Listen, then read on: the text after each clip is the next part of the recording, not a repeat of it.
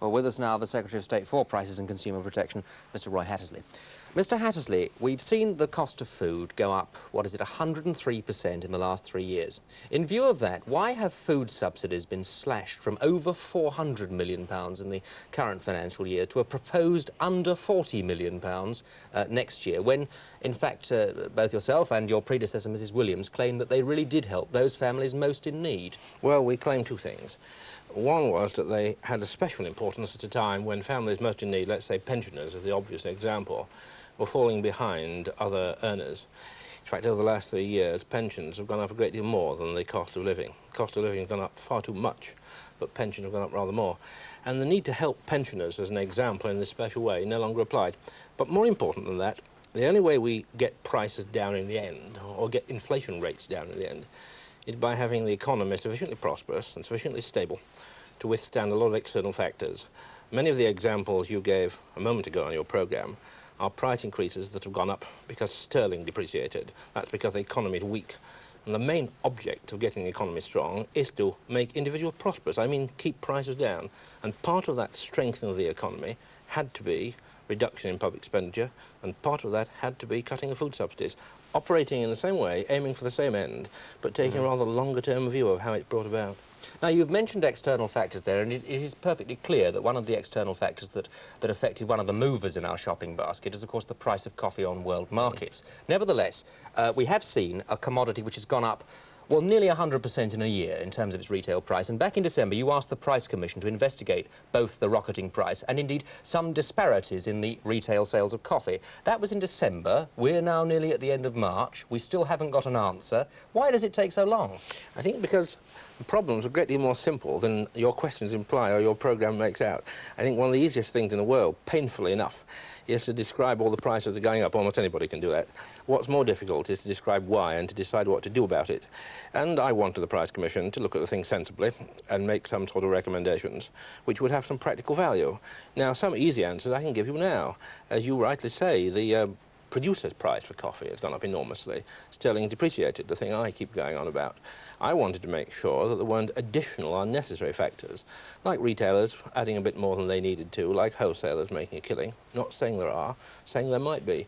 And to get that sort of answer right, and more important, to recommend to me what I ought to do about it, really does take some time. But by the time they have reported, and the price has been going up and up and up in the meantime, will there be anything you can do about it? You'll be looking at it retrospectively, surely? Well, I shan't complain if in a month's time coffee starts coming down so fast that I don't need to do anything. Who will? I don't think you will either.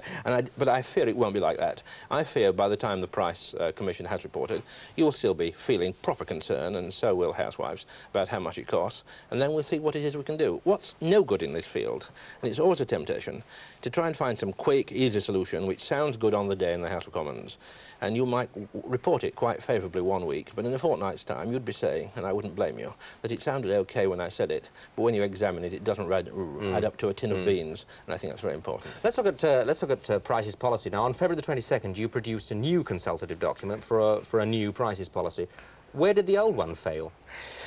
Well, I'm not sure that it failed. I think it just grew old-fashioned. It grew out of date. You see, the old one was related to historic-based dates, saying that retailers, manufacturers couldn't extend their margins beyond certain figures which were related to a historic period, and could only increase costs, increase prices when they demonstrated an increase in costs. I thought we needed something much more specific, much more positive, and I thought, and I'm glad to say we'll be doing it quite soon, I wanted to give the Price Commission the opportunity to examine specific price increases and, if necessary, instruct the company to operate a freeze. I think things are now so bad that a freeze on some specific occasions, not a general freeze, but on some specific occasions, is justified. And I think all I saw in your programme at the beginning suggests that things are bad enough to justify some rather more extreme measures, and the specific price freeze is one of them. Well, one thing that consultative document, if you'll forgive me, is not very clear about is the role of the nationalised industries in all this. In fact, are the nationalised industries supposed to be treated just like any ordinary company, or as far as price increases are concerned? I mean, how do they figure in this new price? Yes, the consultative document, and I do forgive you because it's true, is not very specific about a wide variety of things. It's 5 pages of a 28, 29 clause bill, and you can't do it very precisely. But when the bill is published, as I hope it will be next week or the week after, you will see that the nationalised industries will be treated in exactly the same way as the private sector. Someone started a hair running in the House of Commons saying that they were being given special treatment, but that's not so. You'll find in the bill they're treated in exactly the same way. Yes, but by the same token, we are seeing an increase in gas prices of 10%. Surely it's fair of us to say that if a private company tried to put up its prices by 10%, unless it had very particular reasons, it wouldn't be allowed to. So why are you allowing gas prices to go up? Well, I think that you're talking about the past and the future at the same time. Let me talk about the past to begin with. The gas price increase was part of that December package I talked about a moment ago, when I was saying that sterling needed to be protected and the economy needed to make strong. And if you put an increased price on a nationalised industry, it does have an effect on the economy in a way that increased prices in the private sector don't. And that was a conscious economic decision, one I found personally extremely painful, but one which was regarded as being necessary to get the entire package right and contributes to the savings. Increased prices for paper or glasses or ashtrays don't contribute to the national funds. Increased prices for gas do, and that's a big difference. But in the future, I'm not sure that could happen, because my new prices powers will require the Price Commission, or enable the Price Commission, an independent body, to examine nationalised industry prices on their own initiative without me telling them to. And I think in the future the Price Commission will look very carefully at some nationalised industries. But isn't it arguable that in fact the price of gas is going up because the Department of Energy wants to make gas as expensive as the other fuel so it isn't as attractive to consumers? It's arguable, and I've heard it argued, but I don't think it's true. I think you can make out a good economic case for an overall fuel policy and overall fuel tariffs that match each other. But really, the reason why that happened in December is it was part of the necessary measures, like the cut in the food subsidies, like the other adjustments, which none of us enjoyed, but all of us thought necessary. But hasn't it been proved since that those measures were more necessary than they've subsequently been proved to be, because the public sector borrowing requirement, which was what it was all about... Less necessary, you mean? Less necessary than they've subsequently been proved to be, because the public sector borrowing requirement, which surely is what it was all about, hasn't proved to be as large as you thought then it was going to be. Well, two things about that. The first is, I think we've made so many economic mistakes in the past, by we, I mean every government for the last 25 years, by not daring to do enough, that it wasn't bad that for just once we were sure that we had done enough and didn't have to come back again for a second or third or 10th or 50th cut. But haven't you done too much? Well, I'm saying rather on those circumstances, rather too much than too little. But secondly, what it has enabled, of course, is the Chancellor to make plans for the following year, this year that we're now in, that he otherwise wouldn't have been able to make had we not had that sort of headroom. Right. I don't know what the Chancellor's going to say next Tuesday in his budget, but whatever it is, it'll be rather better than it would have been had we not been very cautious last December. Something else that's going up, of course, is the price of stamps. And a lot of people have written to us and asked us whether we think the government doesn't want it both ways, because the Post Office has just issued profit figures of really quite staggering proportions, £148 million. And they've said to us, doesn't the government want its cake and want to have its cake and eat it? Because stamps are going up, and it is the postage side of the Post Office that doesn't make money. The 148 million comes from the telecommunications division.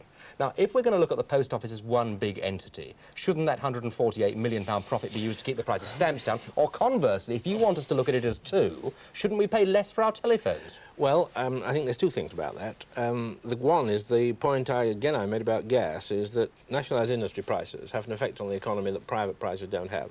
In my own view, we ought to do what we've always done, which is think of the Post Office as two operations, one the telecommunications, one the Post Office, the delivery, the mail, the telegrams and so on. If we do that, then there clearly needs to be an increase on one side. I don't prejudice what the Price Commission might be saying soon, but in my judgment, it's possible that there needs to be an increase. On the other hand, the telecommunications area is an area where there's a big chance of all sorts of expansion, and I think we needed to run it at about its present level. I don't think you'll see an increase again for a bit. Indeed, we've announced there won't be, and I'm sure that's the way to deal with it. But you don't really think that with all that profit around, they really could take tuppence a call off phone calls? I don't think it'd amount to tuppence a call off phone calls, the number of phone calls that are made. I suppose they could have done one or two things, and indeed they have, as you know, made one or two gestures, which I think are important. But I don't think they could have made a massive change in the phone prices now. Finally, in my little section anyway, we get letters from our viewers who say, this Department of Prices and Consumer Protection, when the cod war was on, the price of fish went up, they told us it was nothing to do with them, it was to do with the Foreign Office. When we have butter mounted, it's nothing to do with them, it's the Ministry of Agriculture or the EEC. When nationalised fuel prices are discussed, it's down to Mr Benn at the Department of Energy. Why do you think we need a Secretary of State for Prices and Consumer Protection? I hope they didn't blame the cod war on the Foreign Office, because I was doing that at that yes, time. I know. And I hope that wasn't blamed on me by Shirley Williams. I don't think it was. No, I think we have three distinct roles. One is to run prices policy. That's the new bill that I talked to you about a moment ago, and it's also in the economic committees of the Cabinet to argue the prices case. I mean, sometimes the employment case is not the same as the prices case, and my job is to keep saying prices, prices, prices when other people are arguing for other priorities. That's the prices side. Secondly, of course, we run all the competition policy in this country. We're the people who prevent the monopolies and the mergers and the cartels from acting against the public interest. And thirdly, we run what's come to be called classic consumer protection. It's called classic because it's now sort of 3 or 4 years old. And that's also a job in itself, and I think I'm going to talk about that later on in your programme. You're going to talk about it right now, because I hand you over to Joan for that very division of your responsibilities. Yes, Mr Hatersley, on to consumer protection, because over the past few years, an increasing amount of money has been put into the Department of Prices and Consumer Protection, to the Office of Fair Trading, and to consumer advice centres. And yet, in a recent survey by Research Service of Great Britain here, it was discovered that 2/3 of the women interviewed were unaware or knew almost nothing about those three bodies. Doesn't this mean that you really failed to make an impact?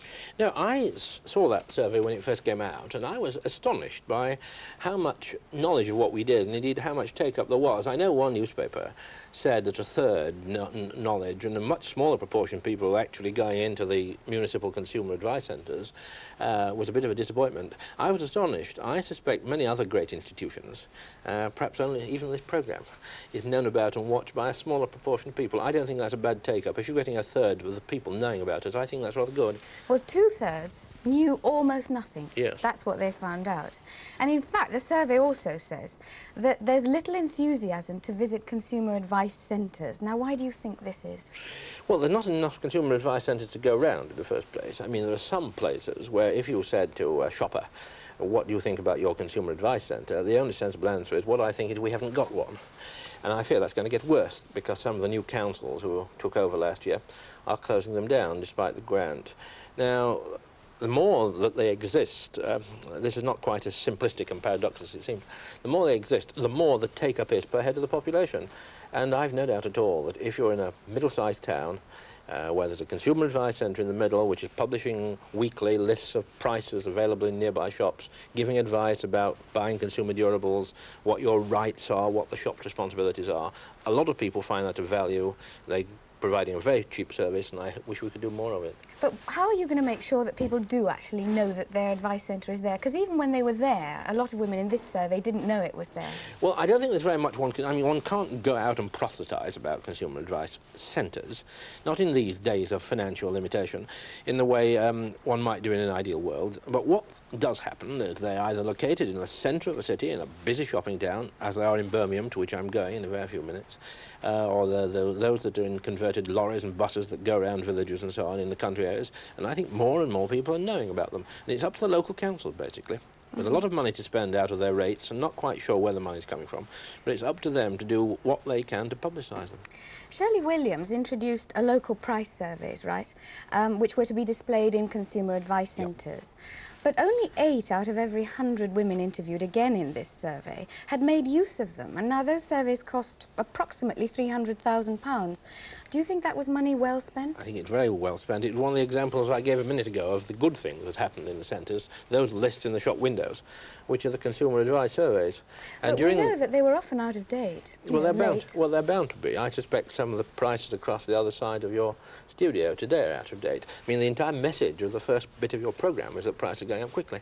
And not only are they out of date, they'll vary. I mean, they're trying to give a picture, and sometimes the picture will be wrong. But it's much better than just leaving it either to chance or to that old and annoying piece of advice, shop around. I mean, it's supposed to be an alternative to shopping around, because a lady with 3 children under 5, one of them in a pram and 3 string bags, isn't capable of going from grocer to grocer until she finds who sells the cheapest bag of flour.